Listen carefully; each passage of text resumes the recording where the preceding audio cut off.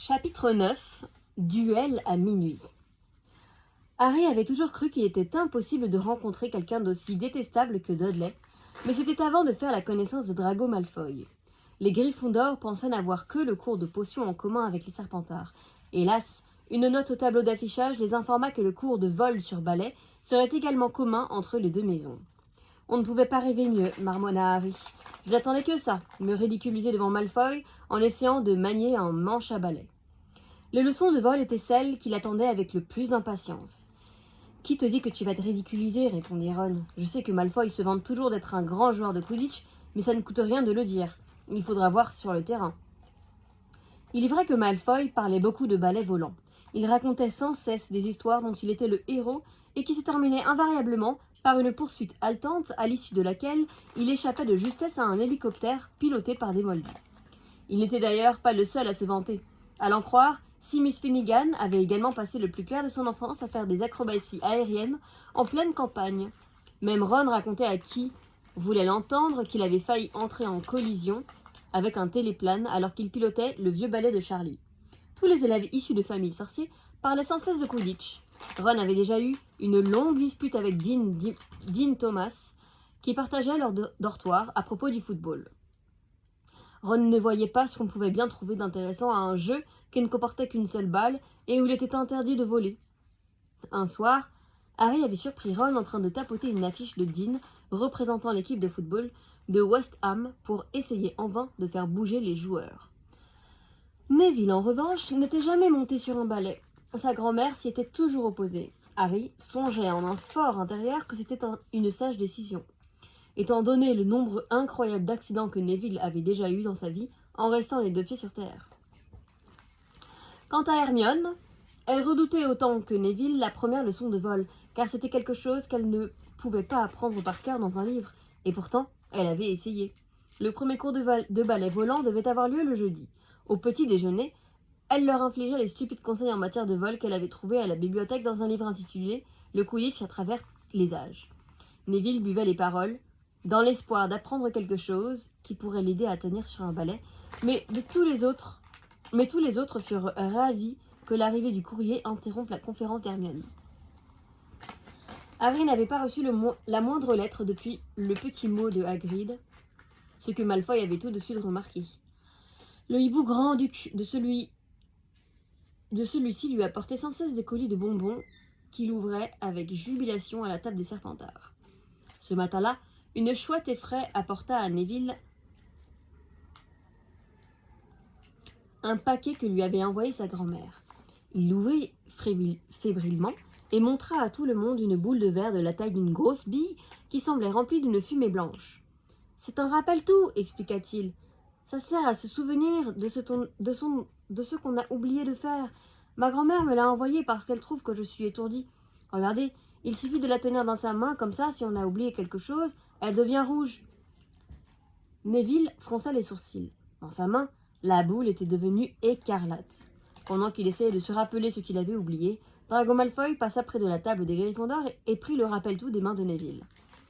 Harry et Ron se levèrent d'un bond. Ils n'auraient pas été mécontents d'avoir un prétexte pour se battre avec Malfoy, mais le professeur McGonagall accourut aussitôt. « Que se passe-t-il » demanda-t-elle. « C'est Malfoy qui a pris mon rappel-tout, » gémit Neville.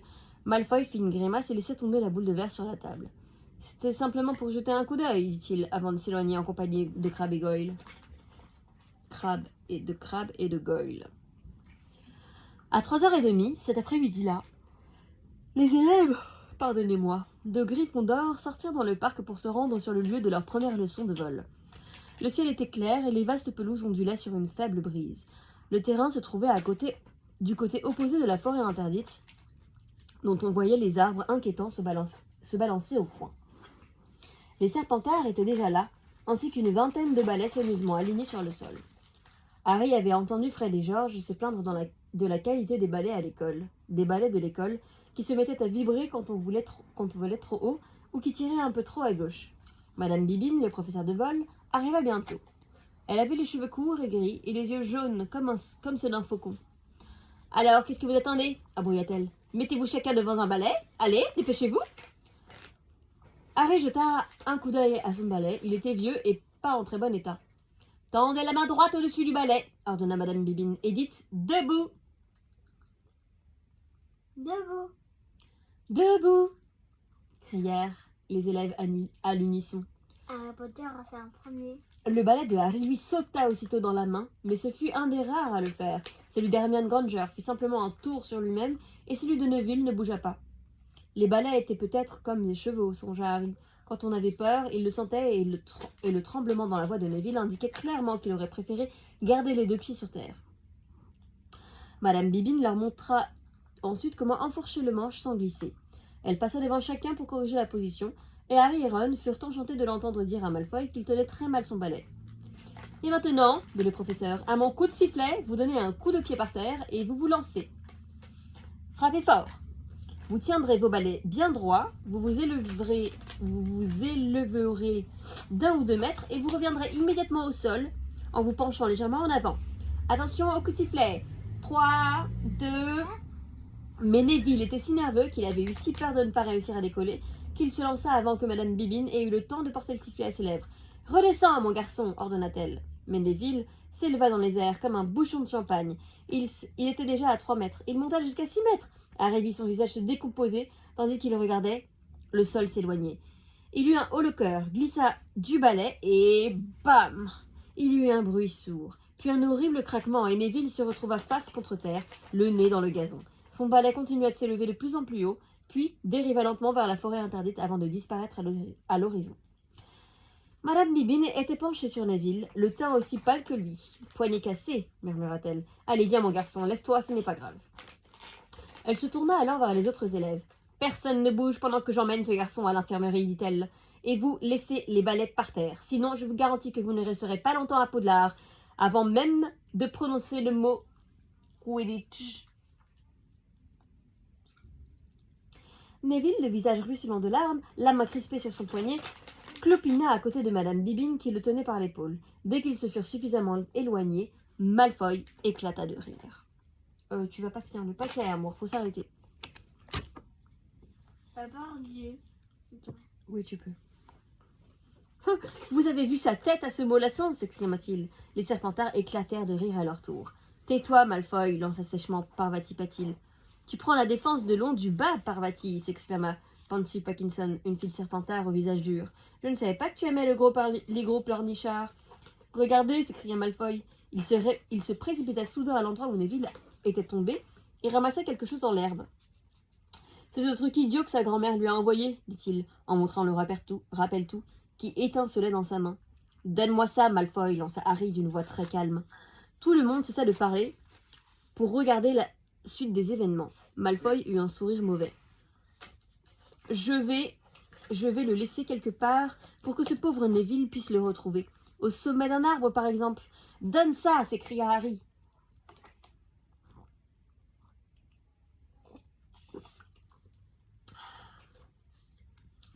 Pardon.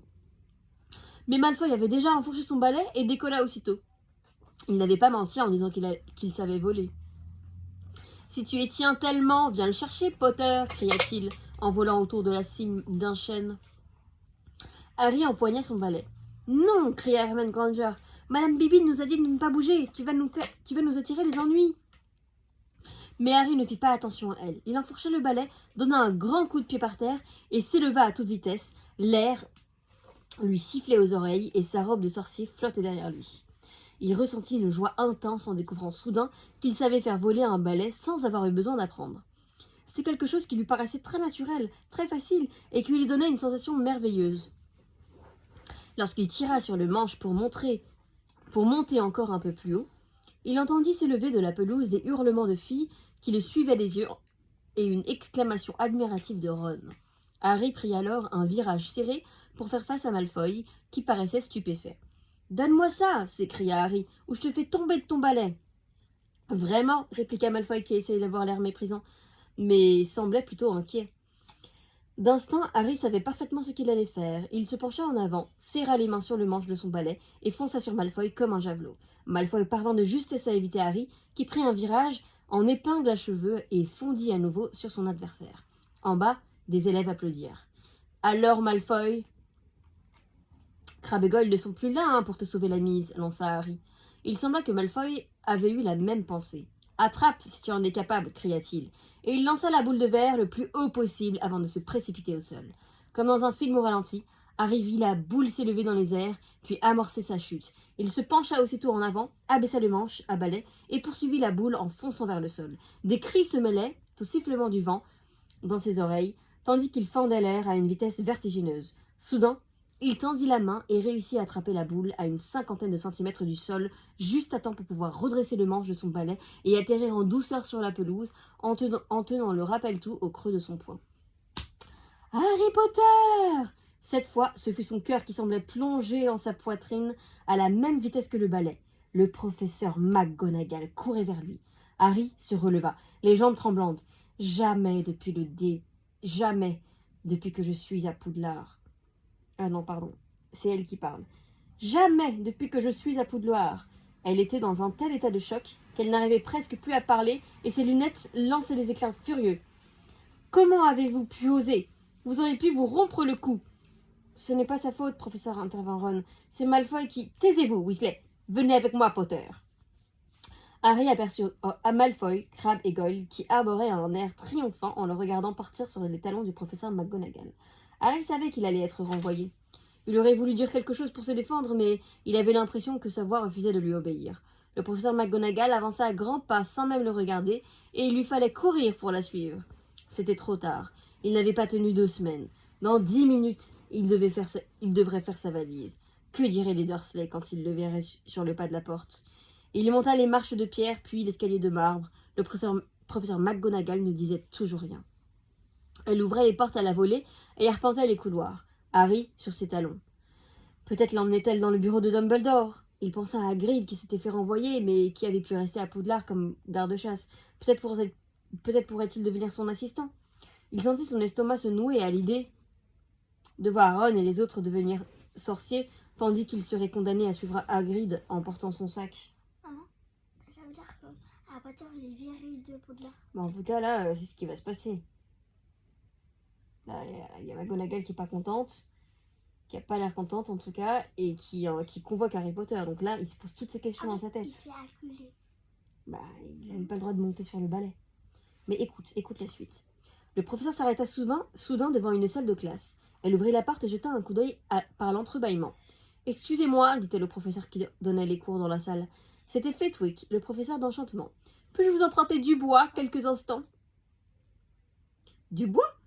Avait-elle l'intention de lui donner des coups de bâton ? Se demanda Harry déconcerté.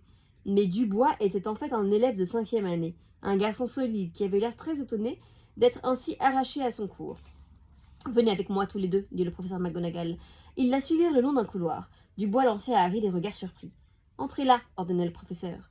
Elle les fit entrer dans une classe vide où Pives était occupé à écrire des gros mots au tableau.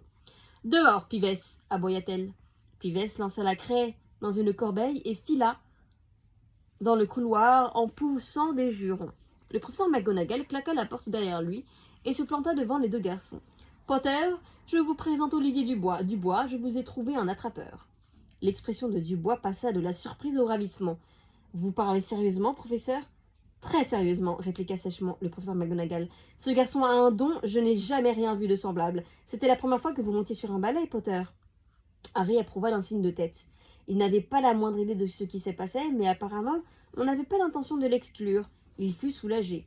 Il attrapait cette boule de verre après une descente en piqué de 15 mètres, dit le professeur McGonagall, et il s'en est tiré sans la moindre égratignure. Même Charlie Weasley n'aurait pas été capable d'en faire autant. Dubois avait à présent la tête de quelqu'un dont le rêve le plus cher vient de se réaliser. « Tu as déjà assisté à un match de Quidditch, Potter ?» demanda-t-il d'une voix enthousiaste. « Dubois est le capitaine de l'équipe de Gryffondor, précisa le professeur McGonagall. « Il a le physique parfait pour un attrapeur, dit Dubois qui tournait autour... » « Il a le physique parfait pour un attrapeur, dit Dubois, qui tournait tout autour de Harry pour l'examiner en détail. Léger, rapide, il va falloir lui trouver un bon balai. Peut-être un imbus de 1000 ou un astiqueur 7. Je vais aller voir le professeur Dumbledore pour lui demander si on peut faire une entorse au règlement et fournir un balai à un élève de première année. Dieu sait que nous avons besoin d'une meilleure équipe, et celle de l'année dernière. Nous avons été littéralement écrasés par les Serpentards pendant des semaines. Je n'ai plus osé regarder Severus Rogue en face. » Le professeur McGonagall observa Harry d'un air grave par-dessus ses lunettes. « Je veux que vous suiviez un entraînement intensif, Potter. Vous avez intérêt à vous donner du mal, sinon je pourrais revenir sur ma décision et de ne pas vous punir pour ce que vous venez de faire. Puis, elle eut soudain un sourire. Votre père aurait été fier de vous, ajouta-t-elle. Lui aussi était un excellent joueur de Quidditch. Ok, je vais m'arrêter ici. On continuera. Parce que, pas le temps. No time. Tu plaisantes ou quoi? C'était l'heure du dîner et Harry venait de raconter à Ron ce qui s'était passé avec le professeur McGonagall. Attrapeur! S'exclama Ron. Mais les premières années ne jouent jamais. Tu vas être le plus jeune joueur depuis... Un siècle, acheva Harry. C'est Dubois qui me l'a dit. Ron était tellement stupéfait qu'il en oubliait de manger ce qu'il avait dans son assiette. Je commence l'entraînement la semaine prochaine, dit Harry. Mais ne le dis à personne. Dubois tient à garder le secret. Fred et George Weasley venaient d'entrer dans la salle. Ils se précipitèrent sur Harry. Bravo, dit George à voix basse. Dubois nous a raconté. Nous aussi, on est dans l'équipe, comme batteur. Cette année, on gagne la coupe, c'est sûr, dit Fred. On n'avait plus jamais gagné depuis le départ de Charlie. Mais cette fois, on a une équipe formidable. Tu dois être vraiment très bon, Harry. Dubois en sautait de joie. Il faut qu'on y aille, dit George. Il paraît que Lee Jordan a trouvé un nouveau passage secret pour sortir de l'école. Je parie que c'est celui qui se trouve derrière la statue de Grégory le Hautain. On l'avait déjà repéré dès la première semaine. À tout à l'heure. Fred et George étaient à peine partis que quelqu'un de beaucoup moins sympathique apparut. C'était Malfoy, accompagné de Crabbe et Goyle. Alors, c'est ton dernier repas, Potter. Quand est-ce que tu retournes chez les Moldus? Tu faisais moins le fier quand tu n'avais pas tes petits copains avec toi, répliqua Harry avec froideur.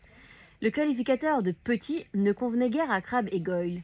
Mais les professeurs étaient nombreux autour de la grande table, et ni l'un ni l'autre ne put faire grand-chose à part froncer les sourcils. Je te prends quand tu veux, dit Malfoy, vexé. Cette nuit, ça te convient. Duel de sorciers, baguette magique uniquement, pas de contact physique. Qu'est-ce qu'il y a? Tu ne sais pas ce que c'est qu'un duel de sorciers? Bien sûr que si, intervint Ron. Et je veux bien être ton second. Et toi? Qui tu prends comme second? Malfoy se tourna vers Crabbe et vers Goyle. Il les évalua du regard. Crabbe, dit-il, à minuit, d'accord? On se retrouve dans la salle des trophées. Elle n'est jamais fermée. Lorsque Malfoy et ses amis furent repartis, Ron et Harry se tournèrent l'un vers l'autre. Qu'est-ce que c'est que ça, un duel de sorciers? Demanda Harry. Et qu'est-ce que tu entends par second? Le second est là pour prendre ta place si tu es tué, répondit Ron. D'un ton dégagé en entamant enfin sa tourte refroidie. Mais on ne meurt que dans les vrais duels, avec de vrais sorciers. Tout ce que vous arriverez à faire, Malfoy et toi, c'est à vous envoyer des étincelles. Vous ne vous y connaissez pas suffisamment en magie pour vous faire du mal. Je suis sûre qu'il s'attendra à ce que tu refuses. Amour, ça fait du bruit. Tu arrêtes, complètement. Ok. C'est bon.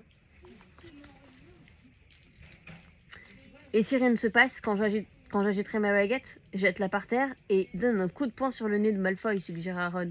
Excusez-moi, dit une voix. Harry et Ron levèrent la tête. C'était Hermione Granger. On ne peut pas dîner en paix, grommela Ron. Hermione ne fit pas attention à lui et s'adressa à Harry.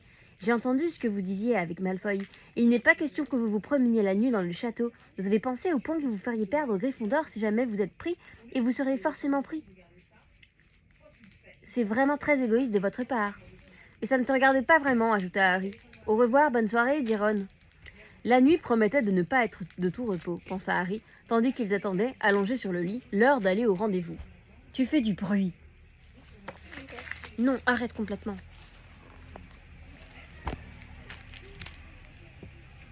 Écoute l'histoire, bon Dieu, je lis pour toi. Ah, pour moi?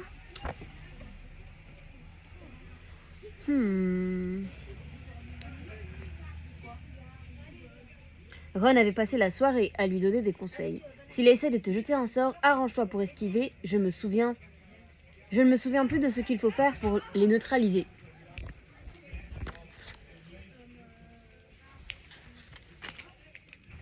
Il y avait de grands risques qu'il ne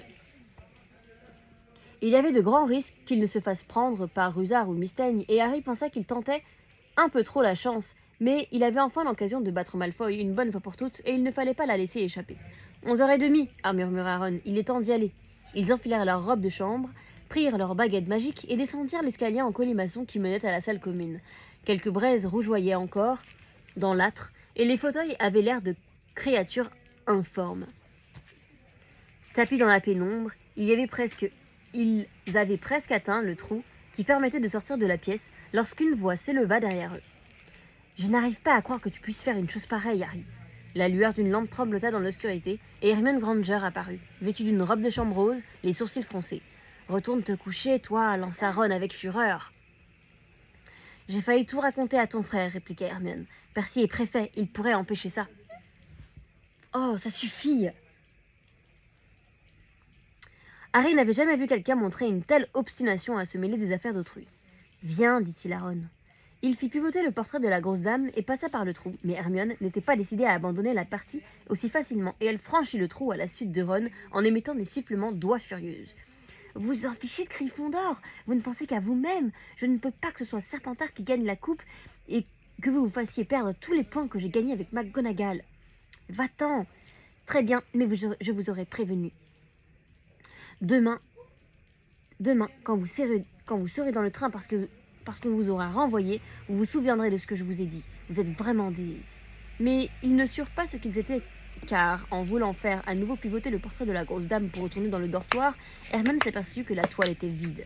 La grosse dame était allée se promener, laissant Hermione à la porte. « Qu'est-ce que je vais faire maintenant ?» dit-elle d'une petite voix aiguë. « Ça te regarde, répondit Ron. Mais il faut qu'on y aille, sinon on va être en retard. » Mais avant qu'ils aient atteint le bout du couloir, Hermione les avait rattrapés. « Je viens avec vous, dit-elle. Certainement pas. Vous ne croyez pas que je vais attendre là que Rusard vienne me chercher? S'il nous trouve tous les trois, je lui dirai la vérité que j'ai essayé de vous faire revenir, mais que je n'ai pas pu. Vous pourrez témoigner en ma faveur. Tu ne manques pas de culot, répliqua Ron à haute voix. Taisez-vous tous les deux, dit sèchement Harry. J'ai entendu quelque chose. On aurait dit quelqu'un qui reniflait. Miss Teigne, chuchota Ron en scrutant l'obscurité. Mais ce n'était pas elle, c'était Neville Londubat. Il était couché sur le sol, en chien de fusil, et dormait profondément. Lorsque les trois autres s'approchèrent, il le réveilla en sursaut. « Ah, vous m'avez enfin retrouvé, dit-il. Ça fait des heures que je suis là. Je n'arrivais pas à me souvenir du nouveau mot de passe pour retourner au dortoir. »« Ne parle pas trop fort, dit Ron. Le mot de passe, c'est groin de porc, mais ça ne te servira à rien. La grosse dame est allée se promener. »« Comment va ton poignet ?» demanda Harry. « Très bien, dit Neville. Madame Pommefraîche m'a arrangé ça en 2 minutes. »« Parfait. À plus tard, Neville. On a quelque chose à faire. »« Ne me laissez pas tout seul, dit Neville en... Chut ! Non ! Non, chut !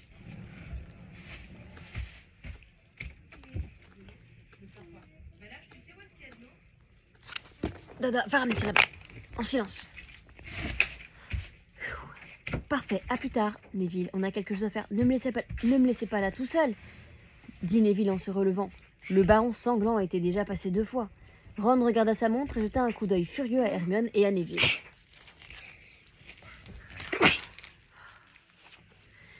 Si on se fait attraper à cause de vous, dit-il, je vous jure que j'apprendrai à vous jeter un sort dont vous ne vous remettrez pas.